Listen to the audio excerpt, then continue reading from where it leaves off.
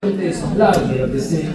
La PC en este tipo de pacientes no nos sirve tanto porque lo que nosotros tenemos que evaluar esencialmente son procesos inflamatorios, ¿sí? Estos procesos inflamatorios que esencialmente afectan a los tejidos articulares y periarticulares y que en segundo término o en una fase más avanzada pueden remodelar el hueso, pero no en una primera instancia.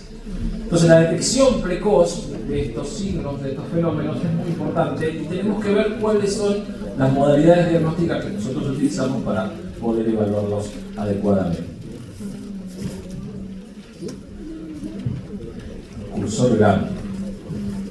Entonces vamos a empezar con la primera presentación, la primera pregunta. Vamos a ver si le pego con el tema del cronómetro, espero que sí. Entonces, en caso de sospecha de una enfermedad reumatológica, señalen ustedes, ¿sí?, que modalidad diagnóstica deberíamos evaluar. O sea, de todos iguales. Entiendo que no apreté nada todavía, ¿verdad? Voy a apretar el botón una vez. Ahí está, muy bien. Ahora los invito a la compulsa.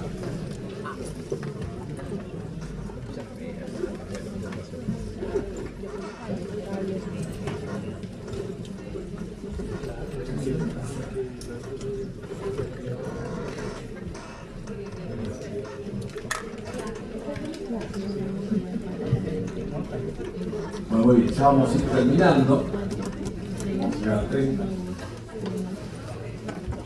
Dice bien, muy bien. Proyecciones radiológicas con computador. Hay una opción que no se ve, que en esta imagen, que es la sexta, que es depende.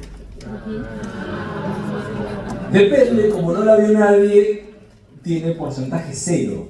¿Sí? Pero la respuesta correcta es depende. ¿Sí? ¿Por qué? Porque dependerá qué estructura desee evaluar yo, ¿sí?, y en qué fase de la enfermedad deberé hacerlo, ¿sí? Entonces, ante un proceso de estas características, cuando lo abordamos imagenológicamente, hay una serie de preguntas que deberemos responder. La primera y principal es si hay evidencia imagenológica de un proceso inflamatorio agudo, ¿sí? La segunda es, en caso de existir, ¿qué regiones están involucradas? ¿Cuál es el diagnóstico que nosotros estamos elaborando? ¿Y cómo es la respuesta al tratamiento instituido? Todas estas preguntas pueden ser respondidas en mayor medida con una distinta combinación de modalidades diagnósticas. Ya en el año 2008, ¿sí?, en la revista Reumatología Clínica, se aseveraba que las radiografías seguían siendo el gold estándar para la valoración de las enfermedades reumáticas. Sin embargo, como la detección de inflamación precoz y la detección de sinovitis precoz son marcadores del pronóstico de la enfermedad, necesitamos una modalidad que no agarre, si este cuadro ya es con las secuelas sobre el hueso, que es lo que evalúa la radiología convencional. Entonces, tanto la resonancia como la ecografía han demostrado tener una sensibilidad y una especificidad importante para los hallazgos de la patología reumatológica aguda, entre ellas la sinovitis, la entesitis, la tenosinovitis, el derrame articular y la resonancia sumado que ya habíamos visto en la anterior oportunidad, que es el edema óseo. Nos voy a llevar a pasear por la historia para tratar de introducirlos en la ecografía. Es muy difícil hablar de ecografía sin entender qué hace una ecografía. Nosotros utilizamos lo que Guido Spallanzani descubrió en el siglo XVIII con los murciélagos. Spallanzani se dio cuenta que los murciélagos se geolocalizaban por el sonido y no por la vista. Ese fue el primer hito en la física del sonido que determinó la posibilidad de localización y caracterización de un objeto a distancia a partir de una emisión de una fuente sonora. ¿Sí? En el siglo XIX, Pierre Curie, ¿sí?, desarrolló su trabajo sobre el efecto piezoeléctrico. El efecto piezoeléctrico consiste en que cuando yo paso cuando yo hago atravesar corriente a determinados cristales, estos cristales pueden vibrar y producir sonidos que están por encima de la frecuencia de audición. Esto se denomina ultrasonidos. ¿Tá? Al mismo tiempo, ¿sí?, se puede revertir ese efecto y un tejido puede generar un eco en el cristal piezoeléctrico. Ese cristal piezoeléctrico puede ser leído y esa imagen puede ser traducida. Quiere decir que es una lectura de ida y vuelta. ¿Por qué les marco en 1915? Porque la primera vez que se pensó en utilizar la geolocalización, ¿sí?, con ultrasonido fue cuando se hundió el Titanic. ¿sí? Está en edición del 1912, en ese entonces se le encomendó a un ingeniero francés llamado Langevin, ¿sí? El diseño de un dispositivo para localizar objetos a alta profundidad mediante la utilización de sonido. Bueno, después, con el paso del tiempo, la primera utilización clínica del ultrasonido fue en la ecografía transcraneal para detectar dilatación ventricular. Después, en la década del 70, ya en la década del 60, se empezó a utilizar lo que se llama modo B por bright, por brillante, que era una suerte de análisis espectral, como si nosotros midiéramos los ecos atravesando determinadas estructuras. Entonces, según el alto del eco, yo podía determinar más o menos su composición. En la década del 70 se desarrolla la modalidad Doppler, se mejora la sensibilidad de los transductores. En la década del 90 aparece el 4D, posteriormente aparece el real time y después aparecen los dispositivos, las aplicaciones en las cuales ustedes conectan un transductor a su teléfono y pueden hacer una ecografía al pie de la cama del paciente. Esto simplemente para introducirlos. Entonces, la ecografía es una modalidad diagnóstica que involucra el principio de efecto piezoeléctrico, no utiliza radiaciones ionizantes, por lo cual es muy bueno y es muy útil. Se puede hacer a la cama del paciente, pero tiene una gran contra. ¿Sí?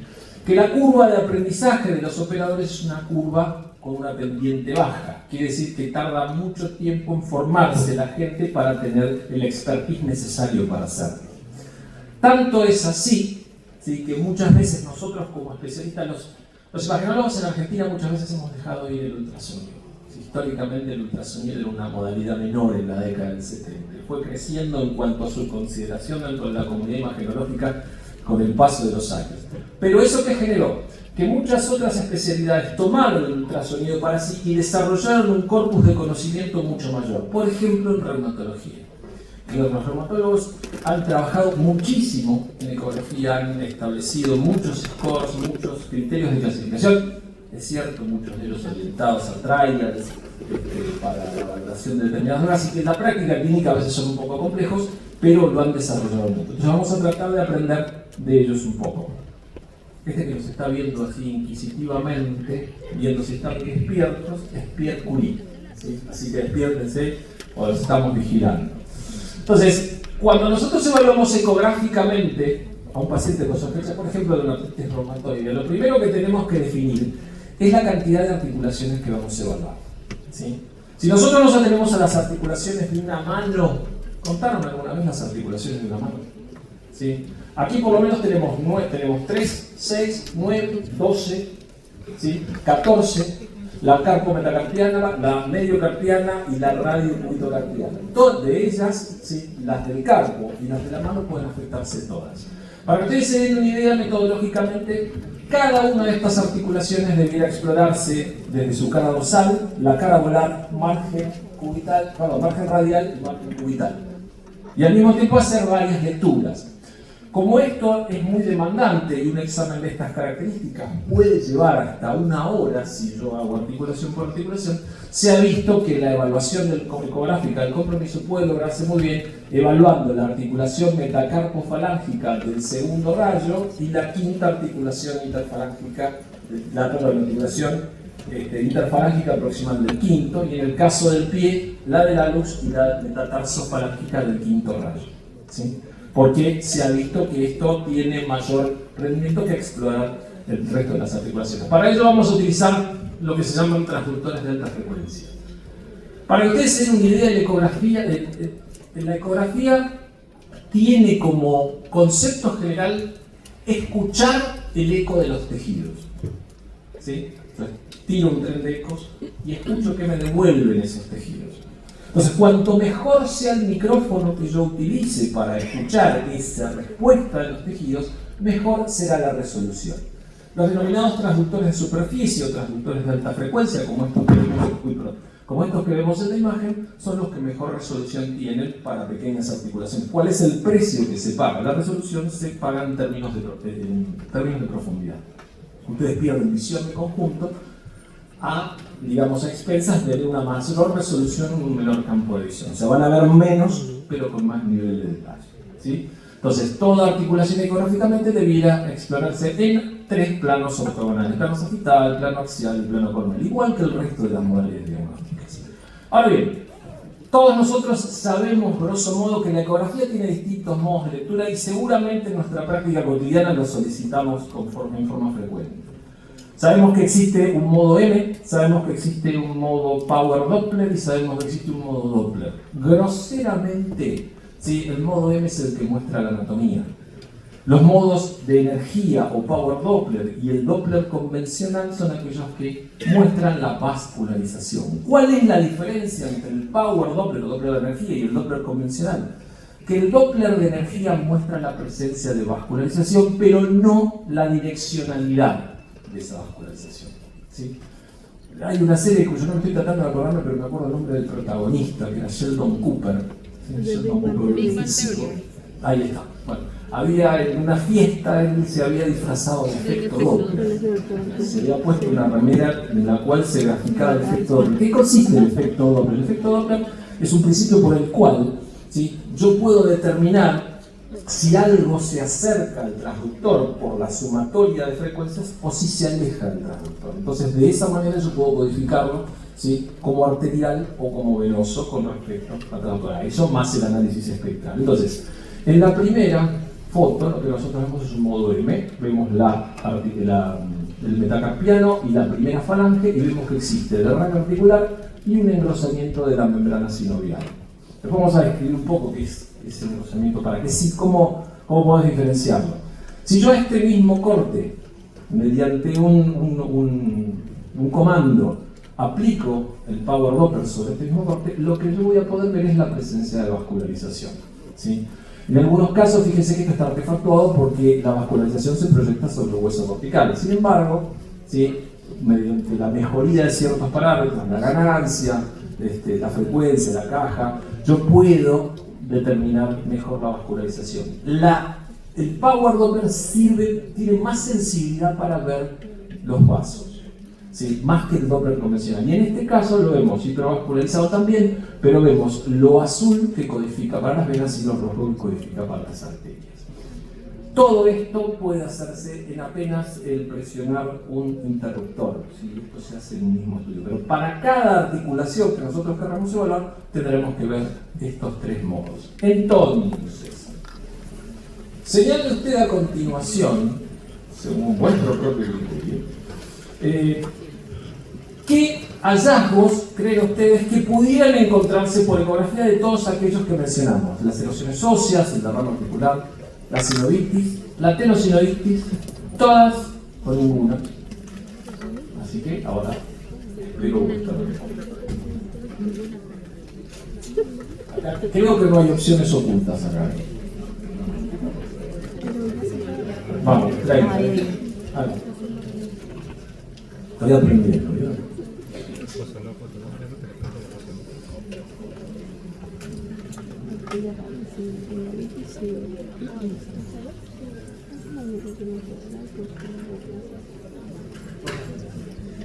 Bueno, se clavó en 128, así que vamos a darle la fiesta.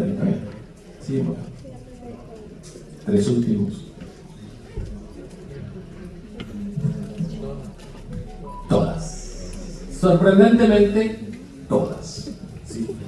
Lo que va a variar esencialmente es la sensibilidad y la especificidad para determinados hallazgos y la comodidad para la visualización. Va de suyo que todo aquello que es óseo va a verse mejor con aquellas modalidades que utilizan radiación ionizante, tanto la tomografía como la resonancia, como la radiología convencional. En cuanto al derrame articular, se va a ver siempre mejor, tanto por ecografía, por resonancia, por TC, por radiología convencional se puede inferir, aunque no se puede caracterizar también. La sinovitis y la tenosinovitis, le diría que tanto la reso o la tomo es donde se ven, y en las otras modalidades la verdad es que queda un poco inadvertida. Entonces, correcto el 94%, me tiraron un taco hermoso. Seguimos entonces. El OMERAT, o Outcome Measures in Rheumatology, es un grupo de trabajo que ha intentado hacer definiciones sobre aquello que nosotros tenemos que ver. ¿Sí? Así como en la patología torácica o en la imagenología torácica utilizamos los criterios de la sociedad Fleissner a la hora de referirnos a una opacidad en virus merilado o un nodrillo, cuando nosotros hablamos en ecografía, en el caso de reumatología, tenemos que referirnos a los outcome measures in en reumatología. Entonces, están definidos qué es una erosión, qué es un derrame articular, qué es una sinovitis, qué es una tenosinovitis y qué es una entesitis. ¿Tá? Entonces, la erosión es una irregularidad de la cortical ósea vista en al menos dos planos ortogonales. La efusión articular o el derrame articular, ecográficamente, se ve dentro de la articulación con una ecogenicidad variable y es compresible y desplazable.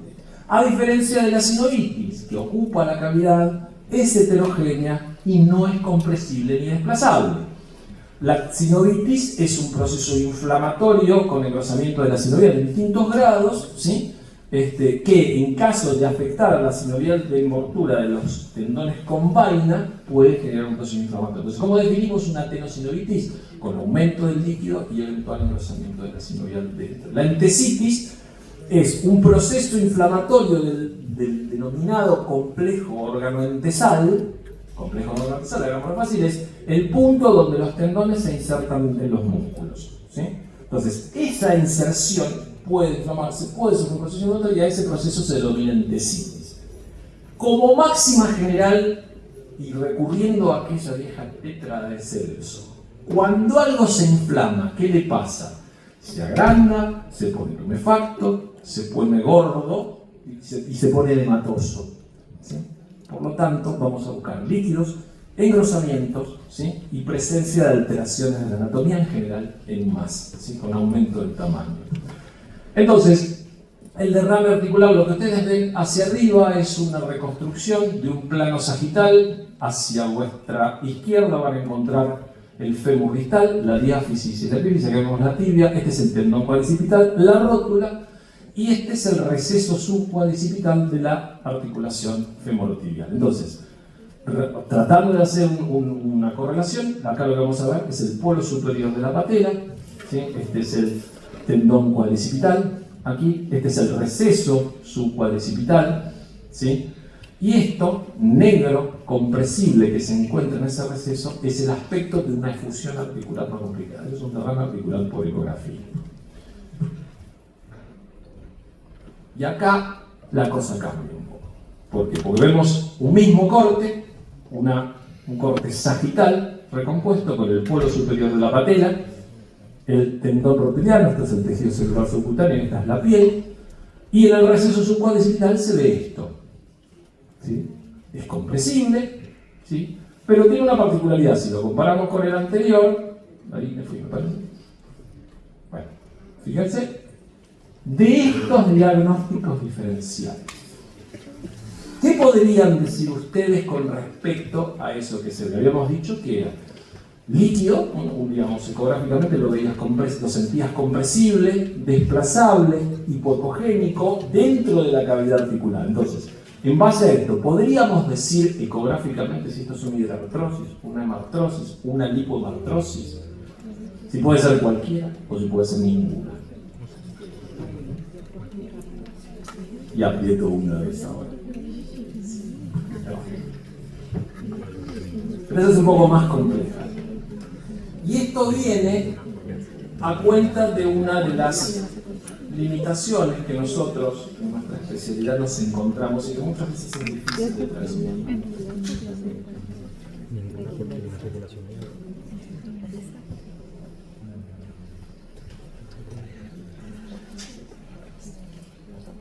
Bien, 2, 1, y el resultado es todas. Muy bien, excelente.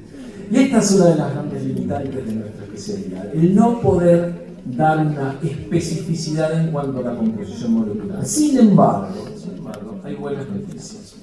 Para estas opciones que acabamos de ver, hay algunos hallazgos que podemos explorar y podemos pensar que hay algo más. Les pido por favor que presten atención a la imagen que está sobre su derecha.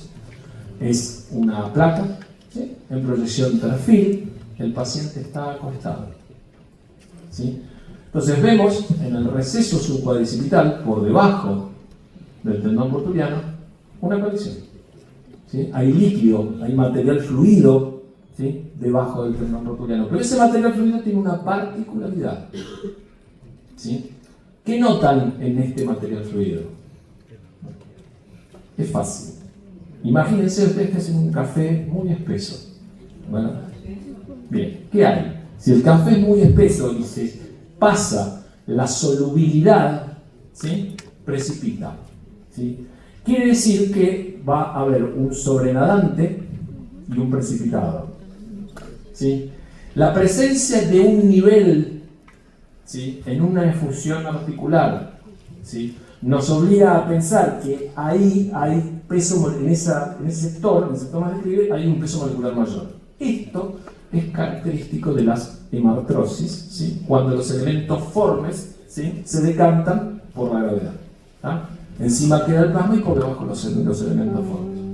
Entonces, ¿cómo lo vas a ver en la ecografía? La ecografía supuestamente era hipocogénico, compresible, regular. En cambio, la hemartrosis puede ser heterogénea en su contenido. Si yo lo comprimo, puede haber elementos particulados en su interior, incluso puede haber coágulos y restos de fibrina. Pero ¿qué más tengo que buscar ante un paciente en el cual yo hago esta exploración y me encuentro con una hemartrosis? Tengo que buscar una fractura. ¿Sí? Entonces, la ecografía también permite evaluar, por lo menos en cuanto a su campo de visión, la continuidad de la cortical. Los invito a ver, ¿sí? Esto es el fémur, esta es la cavidad articular y esto es la cara anterior de la meseta tibial interna. Si ustedes ven, este es el hueso cortical. Derecho, derecho, derecho, derecho, tac. Derecho, derecho, derecho, derecho, tac. Derecho, tac. Todos estos son fracturas. La reconstrucción tomográfica muestra una fractura con compromiso articular de orientación craneocaudal en la cara anterior de la meseta tibial interna, que es la causa de la hemartrosis.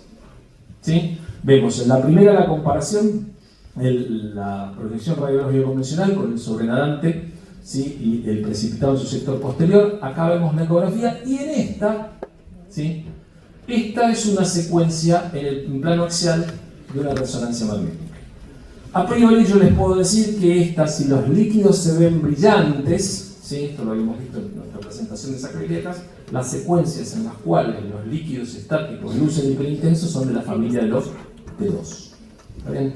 Si al mismo tiempo el tejido adiposo de la médula se ve negro, si el tejido celular subcutáneo se ve negro, puedo decir que es una secuencia con saturación grasa. Entonces, un T2 con saturación grasa. Vale decir que lo que es negro, ¿cómo se va a ver? Perdón, lo que es grasa, ¿cómo se va a ver? Perdón, exactamente. Entonces, dentro de la articulación, yo puedo ver, este es el receso adiposo subcuadricipital, este es el tendón del cuádriceps y esta es la rama. Acá tenemos el sobrenadante, ¿y esto qué es? Grasa. ¿Por qué? Porque tiene una fractura. Entonces no tiene una hemartrosis, tiene una lipohemartrosis. Entonces, cuando yo combino resonancia con ecografía, puedo caracterizar mejor una efusión articular heterogénea. ¿Sí? En el caso de una fractura, esto es lo más frecuente. Las de contenido hemático simplemente cambian de señal, pero nos muestran grasa intraarticular. ¿Sí? Entonces, la sinovitis. Lo que vemos aquí son 4 cortes de una articulación metacarpofalángica. ¿Sí? Lo que ven hacia arriba es la cara dorsal, hacia atrás la cara palmar, y lo que vemos aquí es la cavidad articular. Esta es la epífisis distal del metacarpiano, esta es la proximal de la falange. ¿Sí? Entonces, esto es líquido. Fíjense que dentro de la cavidad, ¿sí?, puede aparecer este tejido, ¿sí?, que no tiene la misma ecogenicidad que el líquido y que esencialmente no es compresible. Y según la magnitud de ocupación de la cavidad articular, será el grado de la sinovitis. Va desde grado 0, donde no hay nada, a un grado 3, donde ocupa prácticamente la totalidad de la articulación. Entonces, si a esto mismo, a este engrosamiento, a esta ocupación de la articulación no compresible, yo le tiro un Doppler, ¿sí?, y ese Doppler me muestra vascularización, ¿sí?, eso quiere decir que hay una sinovitis activa, porque está engrosada e hipervascularizada. Esto es un marcador en la evolución de la enfermedad. Ustedes pueden buscar sinovitis activa por ecografía, en cada una de aquellas articulaciones que ustedes quieran evaluar. Esto está, como les dije antes, hay distintas escalas. A veces la presencia de pequeños vasos, sin vascularización es un grado 0, con pequeña vascularización o vasos aislados es grado 1, con una vascularización dispersa y no coalescente es un grado 2, y cuando todo se prende fuego, como en este caso, es un grado 3. A los fines prácticos, en la práctica cotidiana, estas clasificaciones por ahí no son muy útiles y suelen ser complejas. Pero sí podemos decir, ¿hay sinovitis activa? No hay sinovitis activa con la utilización de la ecografía. Esto que ustedes ven aquí, este señor de bigote, ¿sí? Que está acá, ¿sí? Es Raymond Damadian o Damadian. Fue el primer tipo que desarrolló un resonador para uso médico y lo llamó máquina de detección de tumores. Esto es del año 1973. Cuando varios de nosotros que estamos en esta sala ya habíamos nacido, la resonancia magnética no existía todavía. ¿Sí? Para ustedes es un fenómeno cotidiano. Pero eso lo apunto como viñeta histórica. Estos tipos son los responsables de que nosotros podamos cambiar, ¿sí?, el curso de la enfermedad mediante la utilización de resonancia. Entonces, ¿qué es la resonancia magnética? Ya lo habíamos anticipado antes. Es una modalidad de evaluación que utiliza la interacción de campos magnéticos, pulsos de radiofrecuencia, ¿sí?, y las moléculas que componen nuestro organismo. Groseramente, yo alineo los protones de ciertas moléculas de mi cuerpo en un campo magnético principal, los localizo en el espacio con 3 campos magnéticos accesorios, y una vez que están alineados y ubicados, los empujo. Y cuando los empujo, ¿sí?, al volver al reposo, emiten una señal de radiofrecuencia. Detecto esa señal de radiofrecuencia en cada uno de los voxeles, de los puntos del espacio donde yo lo exploro, y elaboro una matriz. Esa matriz se transforma mediante un proceso matemático llamado transformada de Fourier, y puedo establecer que esas frecuencias corresponden a un cierto mapa de grises, ¿sí? No utiliza radiación ionizante. Es un estudio que no está disponible tan ampliamente como nosotros quisiéramos, pero tiene una sensibilidad muy alta, particularmente para la detección de edema óseo, y una sensibilidad bastante similar para la detección de patología tendinosa, sinovial, erosiones óseas y derrame articular. Entonces, así como en ecografía nosotros hablamos de cogenicidad, esto ya lo vamos a repasar, en resonancia magnética utilizamos la terminología intensidad de señal, ¿sí? Porque lo que vamos a poner es la intensidad de señal de los tejidos. Entonces, toda vez que algo brille se lo considera hiperintenso, toda vez que algo sea oscuro se lo considera hipointenso, y eso puede variar en las lecturas. ¿Qué quiere decir las lecturas? Imagínense que ustedes se compran, ¿qué libro podemos mencionar? No sé, El Eternauta, ¿sí? Entonces, para leer El Eternauta, ustedes lo tienen que comprar en determinado orden y tienen que armarlo de determinada manera. Entonces, ustedes tendrán una composición de la página, tendrán un texto, tendrán una tapa y tendrán una continua. Con la resonancia pasa algo parecido. Para poder integrar toda la historia, van a tener que tener secuencias ponderadas en T1, secuencias ponderadas en T2, secuencias en STI y hacerlas en distintos planos. Es tan fácil como eso. Es como que necesitamos componer un diagnóstico a partir de muchas visualizaciones. Entonces, así como existía el Outcome Measures in Rheumatology para ecografía, este mismo grupo estableció un score, ¿sí?, también relacionado, que se llama RAMRIS.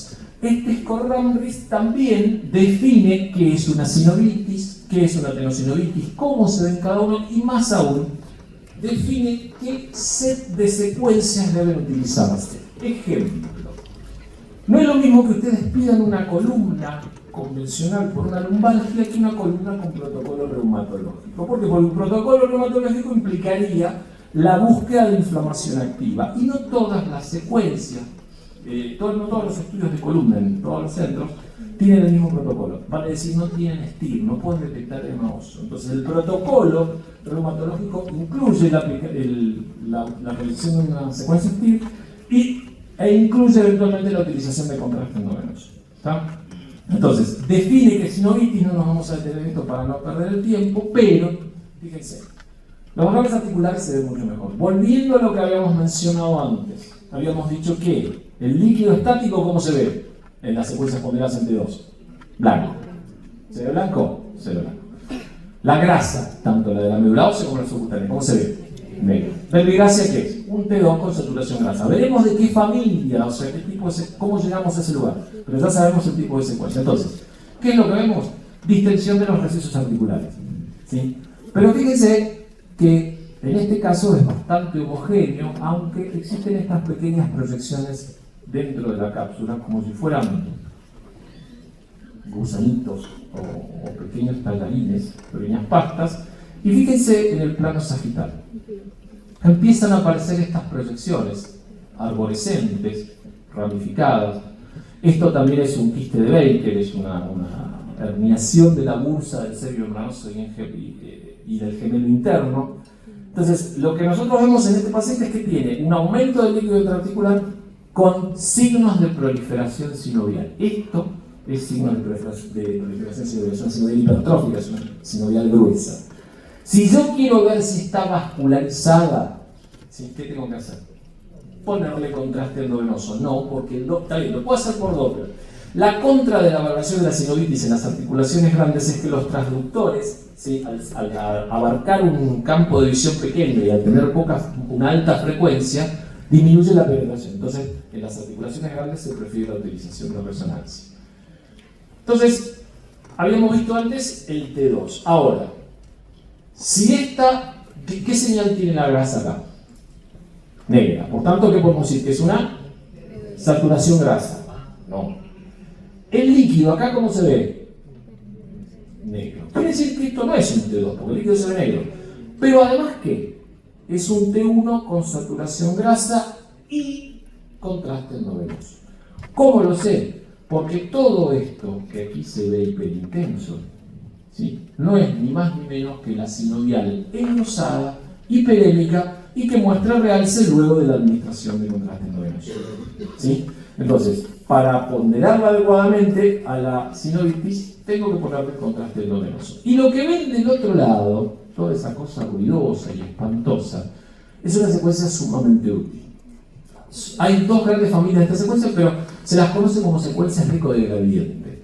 Tienen una arquitectura diferente y son sensibles a algo, a los acúmulos de calcio y a los acúmulos de hemosiderina. Porque la hemosiderina es un metabolito ¿de qué? De la hemoglobina.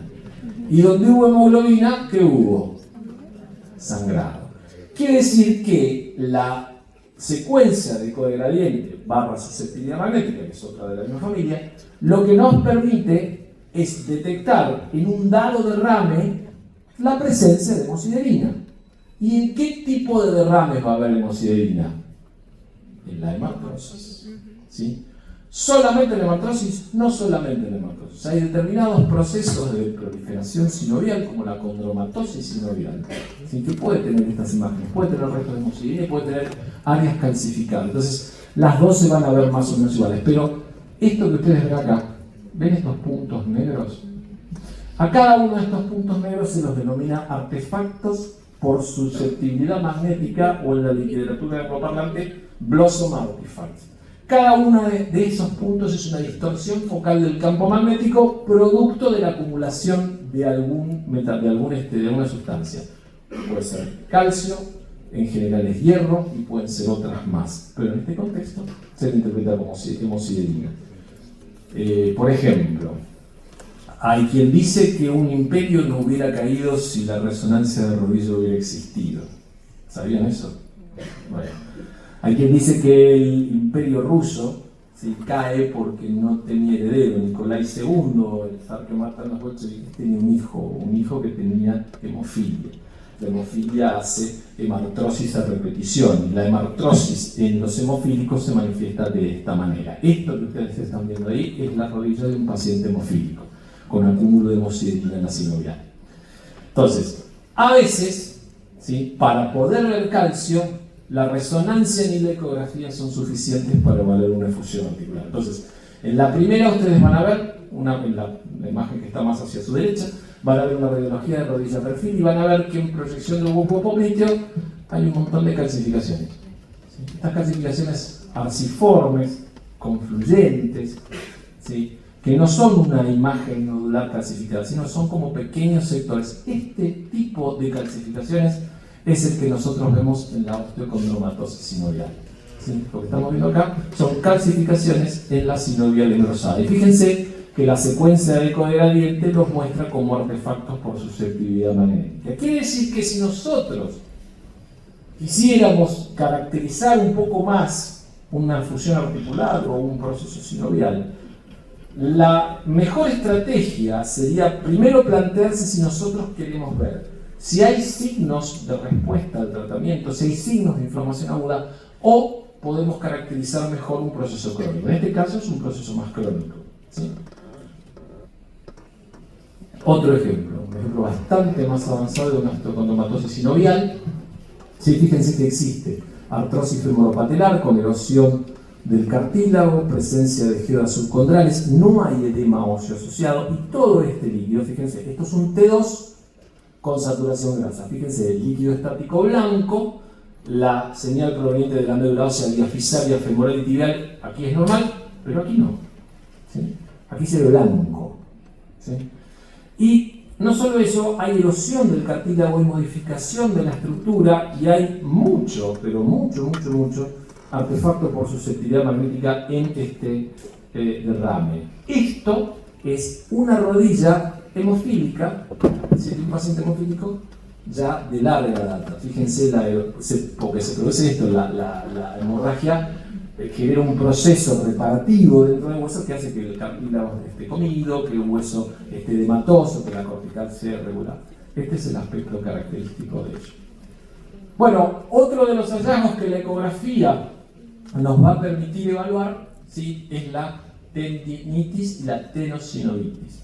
Entonces, para que ustedes se den una idea, un tendón cuando ustedes lo cortan en plano axial macroscópicamente se ve como un fascículo con múltiples haces, ¿sí?, contenidos en una vaina. A medida que nos vamos achicando, si cada una de esas vainas tiene un packing diferente y está formado por grupos de fibras cada vez más pequeños, ¿sí? Nosotros lo que podemos ver es el agregado macroscópico. Entonces, normalmente un tendón tiene aspecto fascicular y ecográficamente luce hiperintenso, luce como un óvalo hiperintenso toda vez que ustedes lo cortan en el plano axial, ¿sí? Luce así. ¿Cómo define el Omeract la tenosinovitis? Bueno, con la presencia de líquido peritendinoso, con la presencia de un halo hipoecogénico alrededor del tendón, ¿sí? Si es simplemente laminar o finamente, como dicen, finamente dibujado a la punta del lápiz, es un grado 1, un grado 2 es cuando tiene entre 2 y 5 milímetros, un grado 3 es cuando tiene más de 5 milímetros. Eso es la tenosinovitis, ¿sí?, que no es lo mismo que la tendinitis, porque la tendinitis se define como un cambio en la morfología del tendón, vale decir, cambios en su ecogenicidad, cambios en su patrón fascicular y cambios en su configuración. Ejemplo, el tendón de Aquiles tiene, si ustedes lo cortan en plano axial, tiene la forma de U, ¿sí? Cuando ustedes lo cortan axial y lo ven desde abajo, van a ver que tiene una concavidad hacia adelante y una convexidad hacia atrás. Cuando el tendón se torna tendinósico, cuando hay un proceso de degeneración hialina, cuando hay un proceso de paratendinitis, el tendón de Aquiles no tiene vaina, el tendón pierde su forma. Lo primero que hace es perder la concavidad anterior, ¿sí? Entonces, eso afecta al tendón. Pero la tenosinovitis hace referencia a la vaina. Y esa tenosinovitis puede también ser evaluada no solo con el modo M, sino que también puede evaluarse mediante Doppler modo energía. Lo que ustedes están viendo acá es una ecografía de la cara dorsal del carpo. Lo que ustedes están viendo aquí son los compartimientos extensores. Este es el tercero, este es el cuarto y este es el quinto compartimento. Hay 6 compartimentos en la cara extensora de la muñeca. ¿Cómo se ve? Aumento del líquido alrededor de la vaina de los tendones que lucen, ¿sí?, su aspecto fascicular normal y su aspecto normal con su ecogenicidad normal, pero todo alrededor de la vaina, ¿sí?, se encuentra hipervascularizado. Esto es una tenosinovitis de los extensores de la muñeca, ¿sí? ¿Cómo se ve esa tenosinovitis en la resonancia? Bueno, si yo tengo que buscar un fenómeno inflamatorio activo, ¿qué voy a hacer? Voy a poner contraste, porque si yo quiero ver si existe hipervascularización de la vaina, le tendría que poner contraste. Sabiendo que los tendones en resonancia, así como se veían hiperecogénicos en la ecografía, en la resonancia, ¿cómo se ven? Negros, ¿sí? Se ven hipoecogénicos y tienen también una forma ovoidea. Sin embargo, fíjense que aquí Estos son todos los tendones flexores. Estos son los flexores profundos y estos son los flexores superficiales, ¿sí? A nivel de la articulación radiocubital distal. Todo esto que ustedes ven alrededor es realce luego de la administración de contraste endovenoso, ¿sí? Fíjense, aquí tenemos los tendones flexores y todo esto blanco que ustedes ven alrededor no es líquido porque esta es una secuencia por delante 1 con contraste. Entonces lo que se ve blanco es el contraste en las vainas tendinosas. Diagnóstico: tenosinoditis de los tendones flexores de la muñeca y la mano, ¿sí? Entonces, ¿podemos hacer una correlación entre lo que se ve en uno y lo que se ve en el otro? Sí, claro que sí. Vamos a correlacionar los T1 con contraste en el plano, en el eje corto, o sea, agarro mi muñeca y la corto así, y la ecografía en modo de grises y en modalidad de Doppler Power Energía, ¿sí? Entonces, vamos a tomar el tercer rayo. Vemos que existe realce de la cápsula articular, ¿sí? Este realce es sinónimo de sinovitis, ¿sí? ¿Cómo la veo ecográficamente? Con una imagen no compresible que se proyecta dentro de la luz de la articulación. Y a la que si le pongo la ventana de Doppler de energía, ¿sí?, muestra vascularización en su sector rostral y en su sector distal, ¿sí? ¿Tiene signo de sinovitis activa? Tiene, por resonancia y por ecografía. Ustedes elegirán en función de la disponibilidad. En este caso es fácil. Como dice Homero Simpson, un auto azul. Cuando ustedes ven un auto azul, vayan y miren. Si ustedes ven algo que brilla, vayan y miren. ¿Estamos de acuerdo? ¿Qué brilla acá? Los tendones flexores, ¿sí? Flexor del pulgar, flexor del tercero, flexor del cuarto, flexores del cuarto y flexores del quinto, ¿sí? Tienen realce periférico luego de la administración de contraste endovenoso. Miro los tres tendones, no hay pérdida del patrón fascicular, presencia de líquido hipoecogénico alrededor de los tendones. Cuando esto mismo lo veo en modo sagital, veo que no está vascularizado, pero sí veo líquido en la vaina, ¿sí? Es una tenosinoditis leve. En el caso de la razón, en este caso, el que está afectado es el extensor cubital del carpo, ¿sí? Busco, ¿sí?, ¿qué brilla? ¿Cuál brilla de todos estos tendones? Este.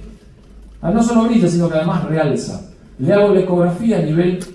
Esta es la apófisis estiloides, esta es la escotadura para el extensor cubital del carpo, este es el ligamento que lo sostiene en su lugar. Vemos que incluso acá el tendón ya no está blanco, como acá. Hay un sector posterior que muestra cierta hipoecogenicidad. Eso quiere decir que no tengo solamente una tenosinoditis, tengo una tenosinoditis y una tendinitis del extensor cubital del carpo. Y fíjense que cuando le ponemos ventana de Doppler, ¿sí?, todo este tejido es la proliferación sinovial en la articulación e inclusive hay puntos de vascularización dentro del tendón. ¿Hay signo de inflamación activa? Sí. Este es el correlato entre la resonancia y la ecografía, ¿está? En cuanto a la bursitis, las bursas están recubiertas por sinovial en su interior y favorecen el desplazamiento de tendones y ligamentos en las zonas próximas a la inserción para evitar la fricción. Entonces, esas bursas sufren el mismo fenómeno. Si tengo engrosamiento de la sinovial de la bursa, voy a tener una bursa menos compresible, con un contenido heterogéneo, irregular, y cuando, en este caso, le hacemos un Doppler, ¿sí?, convencional, vemos que está hipervascularizado. En la resonancia es mucho más bonito, mucho más florido. ¿Por qué? Porque en este caso lo que vemos es un T2 con saturación grasa. Ya no podemos, está bien, no entiendo, perdón. Entonces, si todo lo que es normalmente graso no debiera tener señal, este calcáneo brilla como un árbol de Navidad, ¿sí? Esto es la representación del edema óseo en el calcáneo, ¿sí?, como un aumento de la señal proveniente de la médula ósea en la zona afectada. No solo eso, sino que el tendón, que normalmente es hipointenso, irregular, acá ¿cómo se pone? Blanquito y grueso.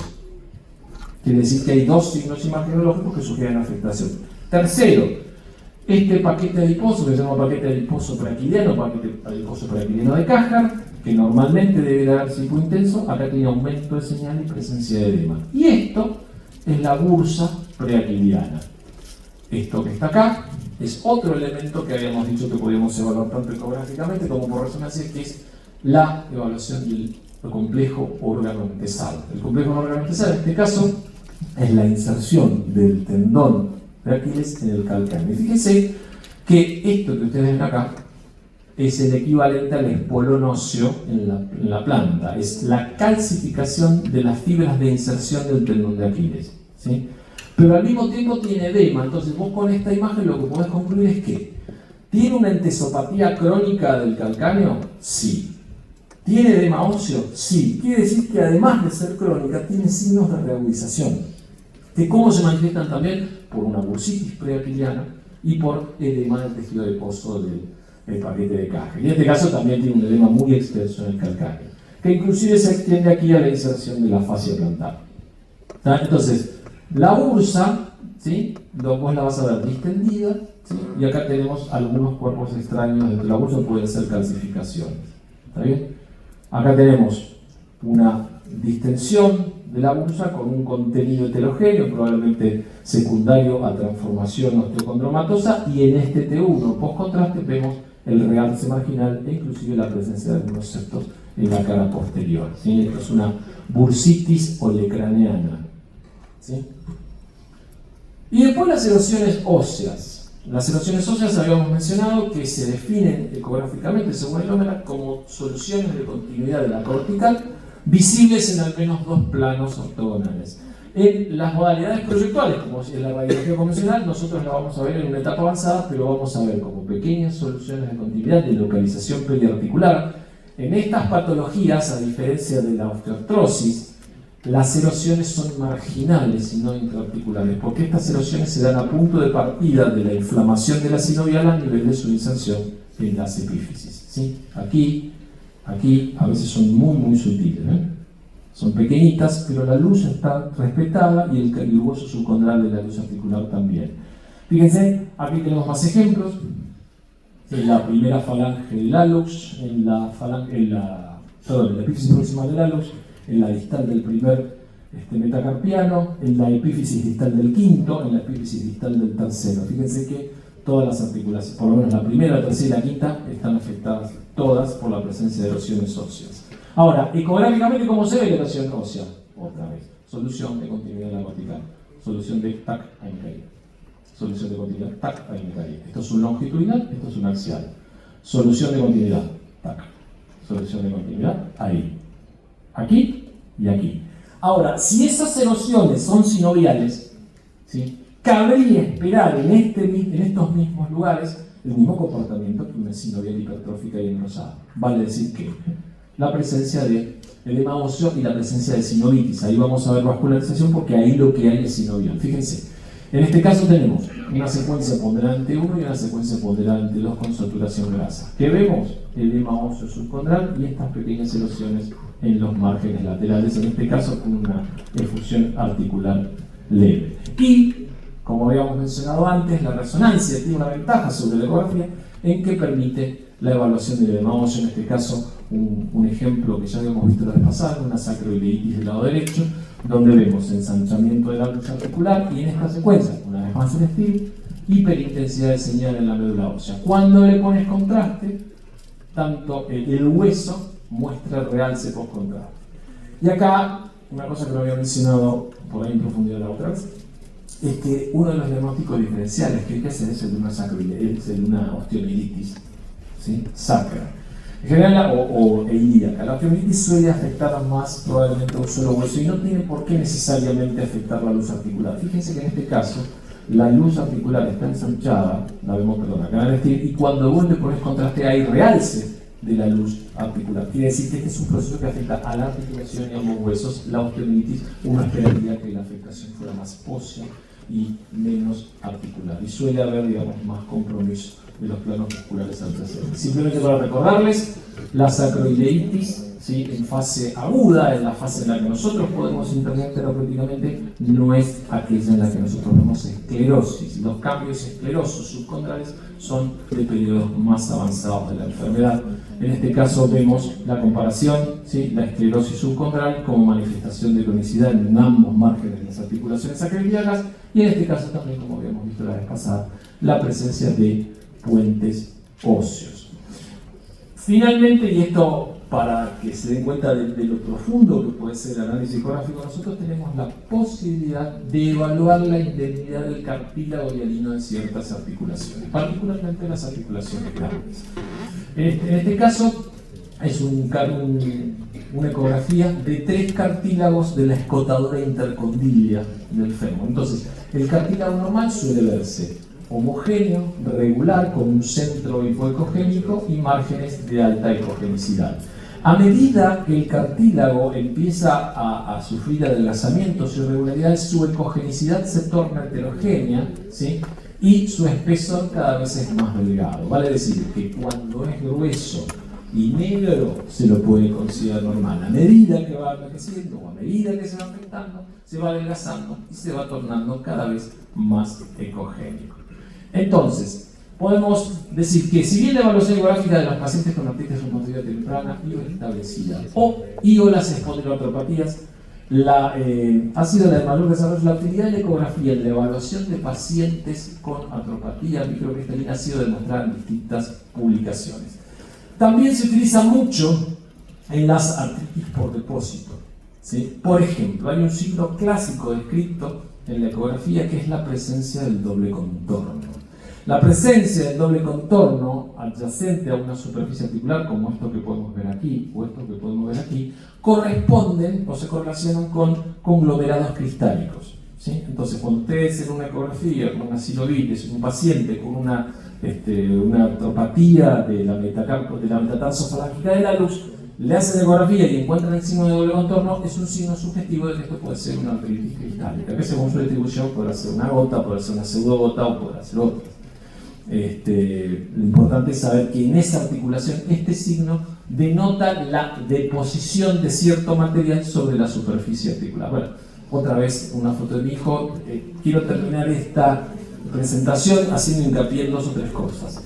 La primera es que las modalidades diagnósticas muestran fenómenos que son similares. Lo que nosotros deberemos aprender en cada una de ellas es las particularidades del método. Esto es, cómo se ve cada cosa en cada contexto, ¿sí? Mucho de lo que nosotros podemos ver es pasible de ser aprendido porque los mecanismos fisiopatológicos son los mismos.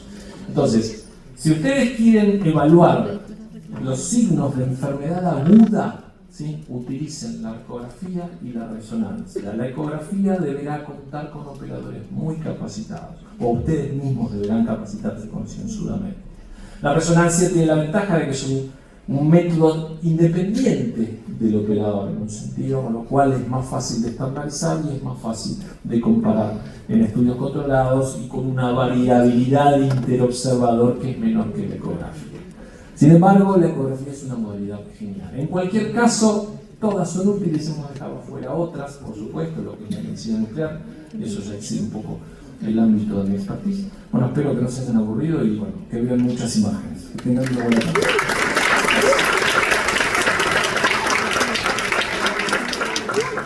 ¿Alguna pregunta al respecto?